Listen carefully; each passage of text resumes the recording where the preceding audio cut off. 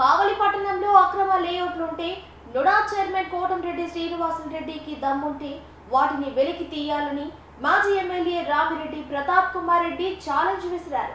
అక్రమాలు జరిగాయని అంటున్నారు తప్ప ప్రభుత్వం మీ చేతిలో ఉంది, మీరు ఎందుకు బయటకు తీయడం లేదని ఆయన ప్రశ్నించారు. లేఅవుట్లు వేసిన వారి నుంచి మీకు ఏమైనా ముట్టాయా లేదా బేరాలు సరిపోలేదా అని అన్నారు. నిన్న ఒక ఆయన వచ్చాడు, నుడా చేయమనంట అని డంబా పోగేసి పోయాడు.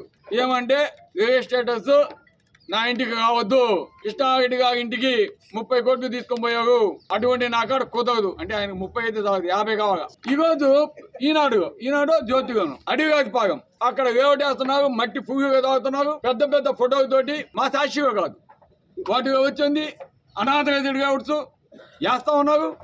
కానీ ఎవరు పట్టించుకునేది అవి మాత్రం మాట్లాడరు. అదేవిధంగా మొన్న మద్యం గురించి అడిగితే నేను ఒక మెసేజ్ పెట్టాను, దానికి పాపం ఎక్సైజ్ అది కాదు వాళ్ళకి ఎంతమంది కావాలంటే అంతమంది పట్టిస్తాం మేము, కానీ మేము అట్లా పనులు చేయము. అది వచ్చిందని ఒక వైఎస్ఆర్ కాంగ్రెస్ వాడిని మద్యం పట్టుకున్నాయని పేపర్లో వైఎస్ఆర్ కాంగ్రెస్ పార్టీ అని గాయించాడు. తర్వాత నేను అడిగా ఎస్పీ ఎవడబ్బా అని, వాడు కూడా తెలియజేసేవాడనంట, కానీ రాసేది మాత్రం మాఫియా కాస్తాడు, ఎమ్మెల్యేగా అందుతాడు. అర్థమైందా?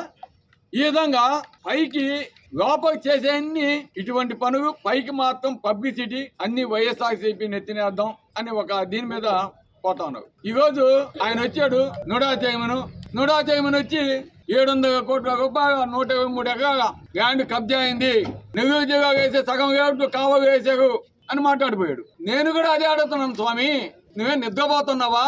ఇక్కడున్న అధికారులు నిద్రపోతున్నాగా?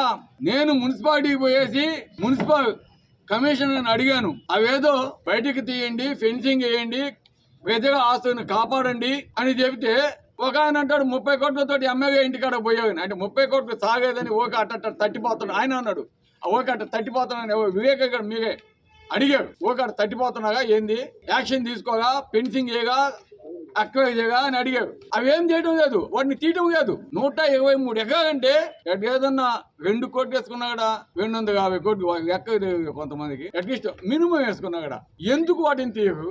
ఓకొచ్చి షాప్ చేసేసి ఒక జేసీపీ ఆ కమిషనర్ అటు పోయి అటు తట్టేసి, అదంటే ఎవడో ఒక్కొక్క ఇద్దరు ఉంటారు పాపం మా వైఎస్ఆర్సీపీ ఎవరు చేస్తున్నారు, వాళ్ళకి మాత్రం మొత్తం కొట్టేసేసి. అంటే నాకు అర్థం కావడం, ఇప్పుడు 30 కోట్లు సరిపోయేదా, 50 కోట్లు కావాలా వాళ్ళకి అయినా కాంప్రమైజ్ అయ్యేదానికి?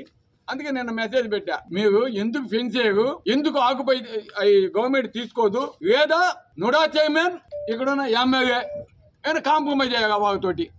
అదే నేను అడిగా, ఎందుకంటే అంటున్నా కదా ఎమ్మెల్యే అని. నేను అడుగుతున్నా, నీకు దమ్ముంటే శ్రీనివాసరెడ్డి గారు నుడా చైర్మన్ వచ్చి తీయండి, దమ్ముంటే నువ్వేదో కావాలికి వచ్చావు కదా, తీసి వాటిని ఆకుపై చేసుకో, మగోడు అనిపించుకో.